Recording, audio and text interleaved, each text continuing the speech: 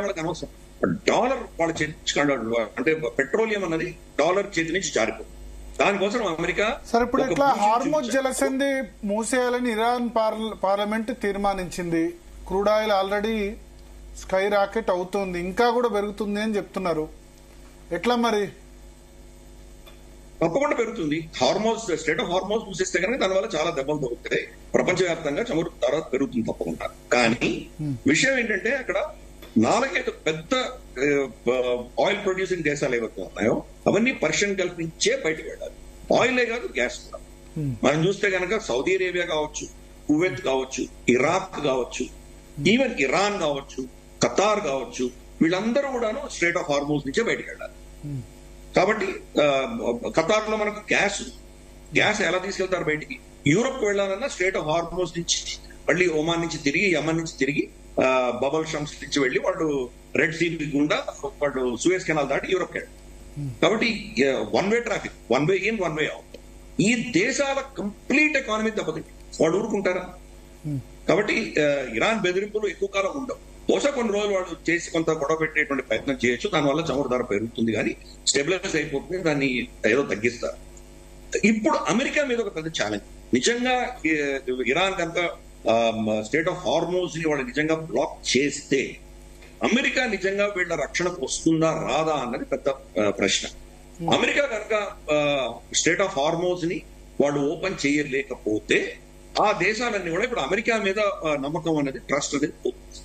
కాబట్టి అమెరికాకు prestigious issue state of Hormuz ని వాళ్ళు ఓపెన్ గా ఉంచారు. మరి ఇరాన్ అక్కడ వెళ్ళి ఇప్పుడు ఈ దేశాలన్నీ కూడా ఇరాన్ మీద అటాక్ చేసే అవకాశం ఉంటుందా? సౌదీ గానీ, మిగతా ఖతార్ గానీ, ఇవన్నీ సౌదీ, ఖతార్, ఒమాన్ ఇవన్నీ కూడా ఇరాన్ కు శత్రువులే కదా ఆల్మోస్ట్ అన్ని దేశాలు. శత్రువులు అనేది ఎక్కడ ఉండదు. ఈ మనకు ఇంటర్నేషనల్ అఫైర్స్ లో శత్రుత్వం, మిత్రుత్వం అనేది టెంపరీ. ఇవన్నీ కూడా ఏంటంటే మనకు కావాల్సిన దిశగా మనం ఎప్పుడు అవసరం ఉంటుందో ఆ అవసరాలు బట్టి మనం మారుతుంటాయి. అవన్నీ మొన్నటి దాకా ఇరాన్ కి, సౌదీ అరేబియాకి డిప్లొమాటిక్ రిలేషన్స్ వెళ్ళారు. సడన్ గా చైనా పిలిచి వాళ్ళిద్దరిని డిప్లొమాటిక్ రిలేషన్స్ మళ్ళీ స్టార్ట్ చేసి ఇప్పుడు వాళ్ళిద్దరు మాట్లాడుతున్నారు. అలాగే ఖతార్ ని జీసీసీ నుంచి ఎక్స్పెల్ చేశారు, మళ్ళీ ఖతార్ ని తీసేసుకున్నారు. అలాగే మనకు బషర్ అల్ అసాద్ ని తీసేసుకున్నారు గతంలో, మళ్ళీ తీసుకున్నారు. కాబట్టి ఇవన్నీ ఏంటంటే అవి ఒక ఏది పర్మనెంట్ కాదు, మారుతూనే ఉంటాయి. కాకపోతే ఒకటి షియా సున్నీ డివైడ్ తప్పకుండా ఉంది. ఆ సున్నీ షియా డివైడ్ లో మేము షియా మొత్తం ఆ ప్రజలకందరూ మేమే పెద్దన్న పాత్ర పోషిస్తున్నామని ఇరాన్ అనుకుంటోంది. కాబట్టి ఇరాక్ లో కావచ్చు, ఇరాన్ లో కావచ్చు, అజర్బైజాన్ లో కావచ్చు, ఇవి షియా మెజారిటీ ప్రాంతాలు, వీటన్నిటి కూడా ఆధిపత్యం వహిస్తుంది. కాబట్టి అది సున్నీ దేశాలకు ఒక పెద్ద ఛాలెంజ్. ఆ ఒక్క డిఫరెన్సెస్ ఉన్నాయి.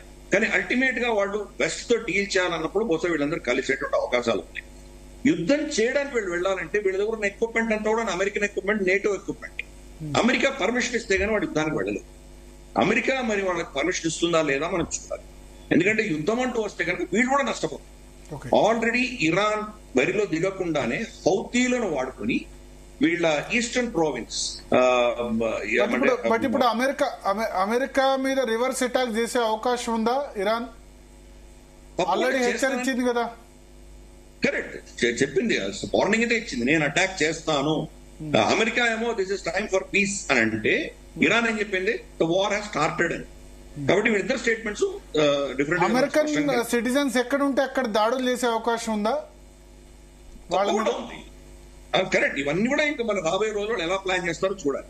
ఐఆర్జీసీ ఎట్లా ప్లాన్ చేస్తుంది, వాళ్ళ ఇంటెలిజెన్స్ వింగ్స్ ఎలా ప్లాన్ చేస్తున్నాయి, వీళ్ళ అసెట్స్ హమాస్, హిజ్బుల్లా, హౌతీలు, తర్వాత మనకు ఇరాక్ లో ఉన్నటువంటి ఏవైతే ఇరాన్ ప్రాక్సీస్ ఉన్నాయో వాళ్ళు, వీళ్ళందరూ కలిసి ఎలా రియాక్ట్ అవుతారో మనం చూడాలి. ఇవన్నీ కూడా రాబోయే రోజుల్లో వాడు ప్లాన్ చేస్తుంది ఇరాన్ ఏం చేయాలి. కానీ ఒక ఆప్షన్ ఇరాన్ కి ఏముందంటే, ఇప్పుడు ఇంతవరకు డ్యామేజ్ అయింది, ఇంతకంటే అవ్వకుండా, రెజ్యూమ్ చేంజ్ అవ్వకుండా ఉండాలి అంటే కనుక బహుశా వాళ్ళు ఏదో తూతుమంత్రంగా ఏదో బెదిరించామని చెప్పడానికి కోసం 4 బాంబులు వేసేసి తర్వాత వాళ్ళు మళ్ళీ ఏదో కూల్ డౌన్ అయ్యే దిశగా సౌదీ అరేబియానో భారతదేశమో ఎవరో ఇన్వాల్వ్ అయ్యి దానికి ఆపండి అంటే కనుక ఆగిపోయేటువంటి పరిస్థితులు మనకు ఎక్కువ కనిపిస్తున్నాయి. ఎందుకంటే ముందర తీసుకువెళ్తే ఇరాన్ నష్టపోయేది, ఇరానే నష్టం. ఫస్ట్ వాళ్ళ రెజ్యూమ్ చేంజ్ అయ్యేటువంటి ప్రమాదం. 2, వాళ్ళకి మిగిలిపోయినటువంటి ఏవైతే అసెట్స్ ఉన్నాయో, ఈవెన్ న్యూక్లియర్ మెటీరియల్ సంబంధించి కూడా చాలా దగ్గర దాచిపెట్టారు. అవన్నీ కూడాను ఇప్పుడు అమెరికాను తర్వాత ఇజ్రాయెల్ వచ్చి అవన్నీ కూడా తీసుకెళ్ళిపోతారు. న్యూక్లియర్ మెటీరియల్ తీసుకుపోతే కనుక వాళ్ళు టెక్నాలజీ ఉన్నా కానీ కూడా రేపు బాంబు తయారు చేయడం కష్టమైపోతుంది. కాబట్టి ఈ ఇబ్బందులన్నీ ఉన్నాయి. నిజంగానే అమెరికా డిస్ట్రాయ్ చేయగలిగిందా, చేయలేకపోయింది అంటున్నారు? చేయలేదు. ఎలా చేస్తుంది? ఇంపాసిబుల్.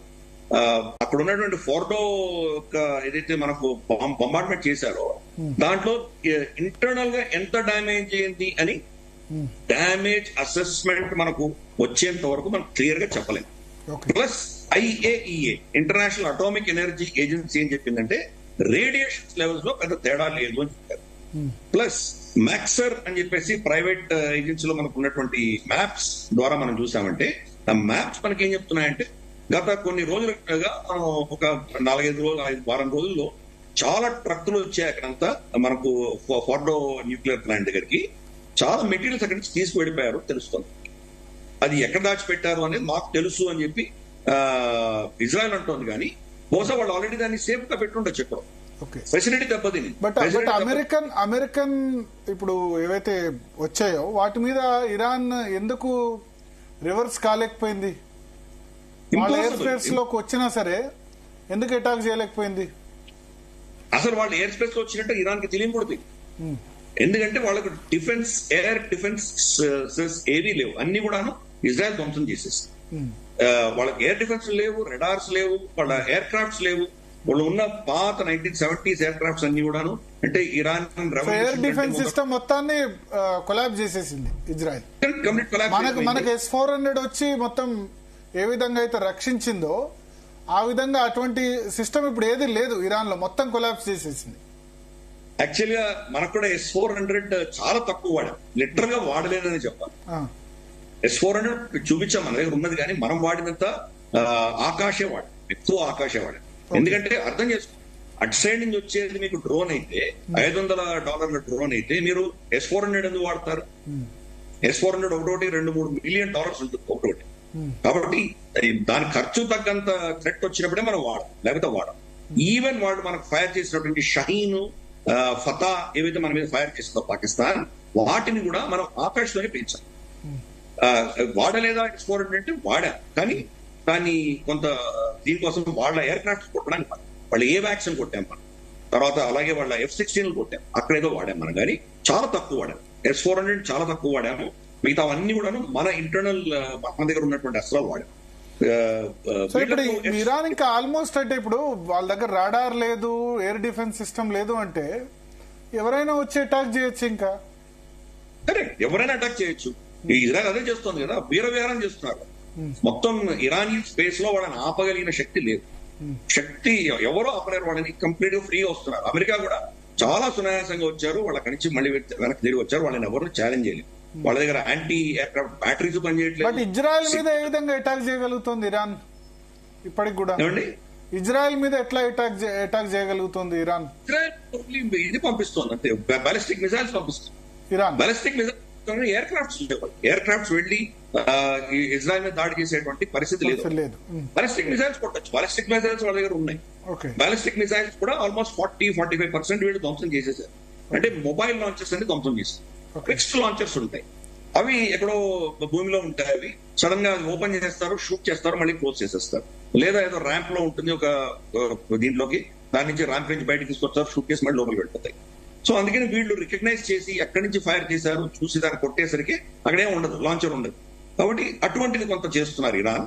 కాబట్టి వాళ్ళ దగ్గర ఈ బాలిస్టిక్ మిసైల్స్ పరిస్థితి ఏంటంటే ఆకాశంలో వెళ్తే రెండు ఉన్నాయి. ఒకటి మనకు అట్మాస్ఫియర్ లోనే వెళ్ళి అక్కడి నుంచి కిందికి వచ్చేది.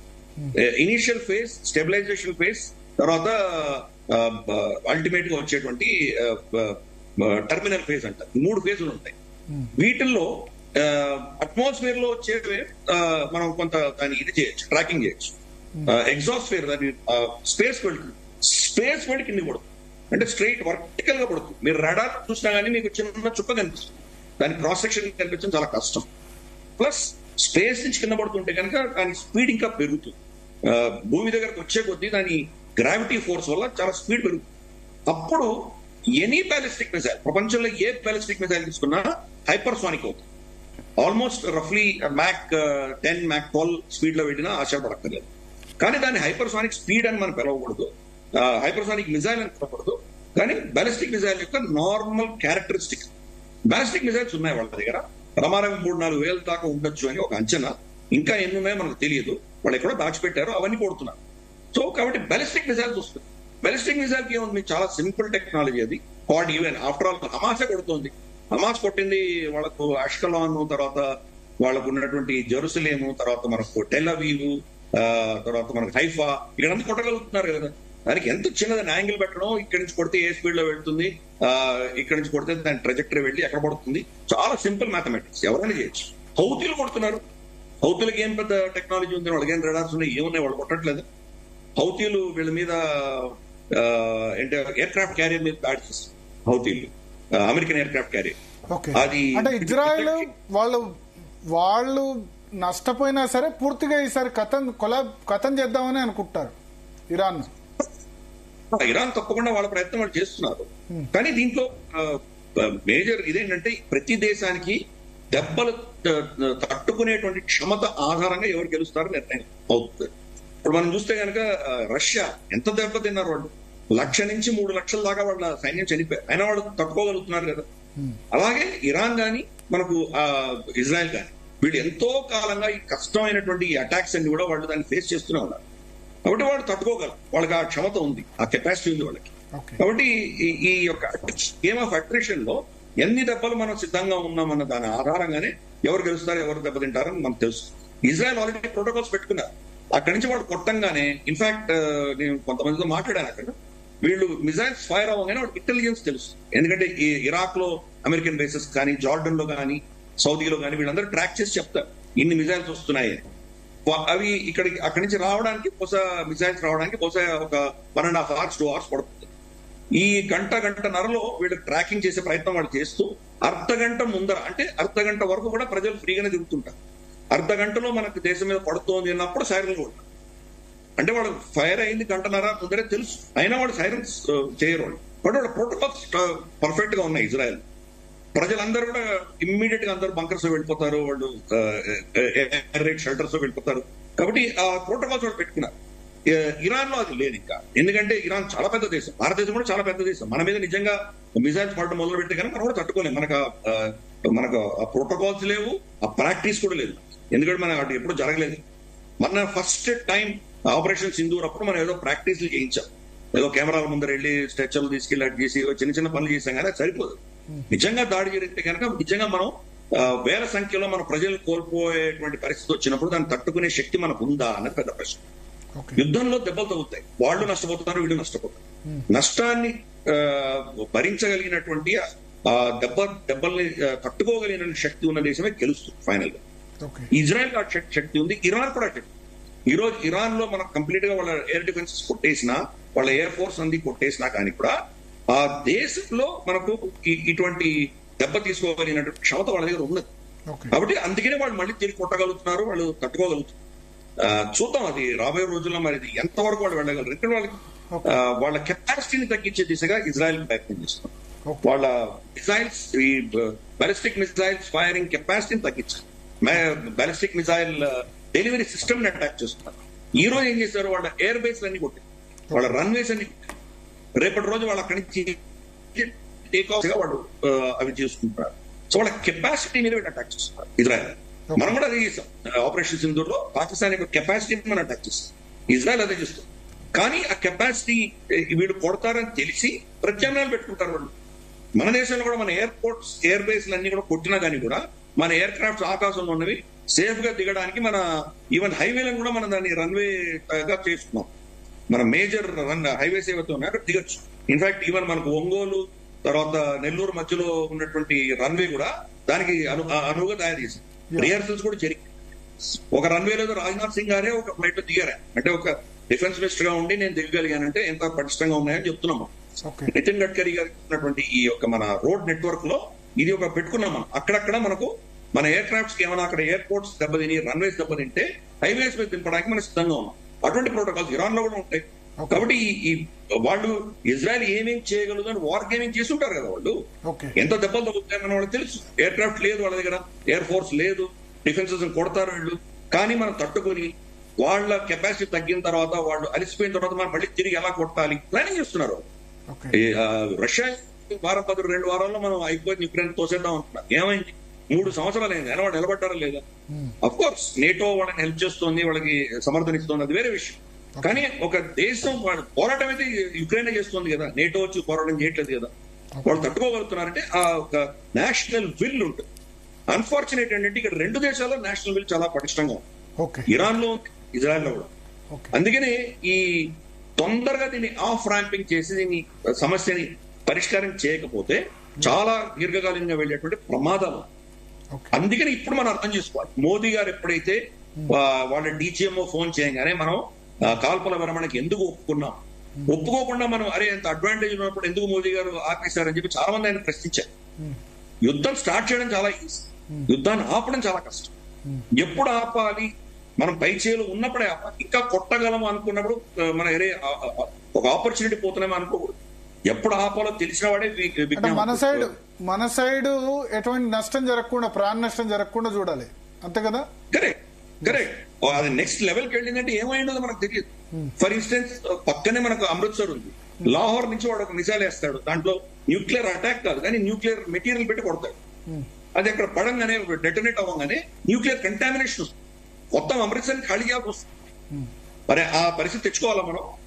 కాబట్టి వాడి స్కూల్ అధ్యాయం ఏమీ లేదు. వాడు ఏముంది, వాడికి మానవ హక్కులు వాడికి ఏం పని చేయవు, వాడు ఏదైనా చేయగలడు. కాబట్టి మనం చాలా రెస్పాన్సిబుల్ గా బిహేవ్ చేయాలి. అందుకనే ఎప్పుడు యుద్ధం స్టార్ట్ చేయాలి, ఎప్పుడు యుద్ధాన్ని ఆపాలి తెలిసిన వాడే విఘ్నుడు. మోదీ గారు అది చేశారు. ఇప్పుడు అర్థం చేసుకోవచ్చు ఎందుకు ఇప్పుడు ఇరాన్ ఇంకా యుద్ధాన్ని ముందుకు తీసుకెళ్లే ప్రయత్నం చేస్తోంది. అమెరికా ఆఫర్ ఇచ్చింది, ఇప్పుడు ఆపుదామని చెప్తున్నాం. కానీ ఆపకుండా వాడు కక్షపూరితంగా వాళ్ళు అటాక్ చేస్తే నష్టపోయేది ఎవరు? ఇరానే నష్టపోతుంది. ఎందుకంటే వీళ్ళ శక్తి ముందర ఇరాన్ శక్తి ఏముంది. కానీ వీళ్ళని సతాయిస్తూ ఉండొచ్చు, వీళ్ళని చంపుతూ ఉండొచ్చు, చిన్న అటాక్స్ చేయొచ్చు. కానీ మేజర్ గా వాళ్ళ ఎకానమీ అంతా దెబ్బతింటుంది, వాళ్ళ ఇన్ఫ్రాస్ట్రక్చర్ దెబ్బతింటుంది, వాళ్ళకు ఉన్నటువంటి అసెట్స్ అన్ని దెబ్బతింటాయి, మిలిటరీ శక్తి దెబ్బతింటుంది, చాలా నష్టపోతుంది ఇరాన్. మరి దానికి అవసరం వాళ్ళకి కొంత పరిజ్ఞానం ఉన్న వాళ్ళు ఇక్కడ ఆపేసేటువంటి ప్రయత్నం చేస్తారు. కాబట్టి యుద్ధం అన్నది చాలా సునాయాసం, ఎవరైనా స్టార్ట్ చేయొచ్చు. మన దేశం మీద అన్ని యుద్ధాలు పాకిస్తాన్ స్టార్ట్ చేస్తుంది, రైట్? కానీ వాళ్ళు ఎలా ఆపాలో వాళ్ళు తెలియలేదు. ప్రతిదాని స్టార్ట్ చేయడం తెలుసు కానీ ఎలా ఎండ్ చేయాలో తెలియదు.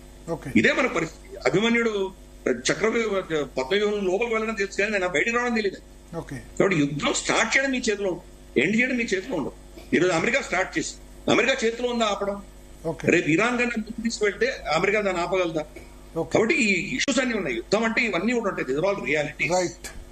కాబట్టి ఇది ఇరాన్ యొక్క నెక్స్ట్ వాళ్ళ యాక్షన్ ఏం ఉండబోతుందో, వాళ్ళు నెక్స్ట్ దీన్ని ఏ లెవెల్ తీసుకెళ్ళబోతున్నారో, ఏదో తూతూ మంత్రంగా కొన్ని అటాక్స్ చేసేసి మెల్లిగా ఏదో చర్చలకు దిగుతారా, లేదా కట్టపూర్తిగా దీన్ని ఇంకా ముందుకు తీసుకువెళ్తారా, రాబోయే రోజులు మనకు అర్థమవుతుంది. దాన్ని బట్టి తర్వాత మనం డిసైడ్ చేయొచ్చు ఇది ఏ దిశ.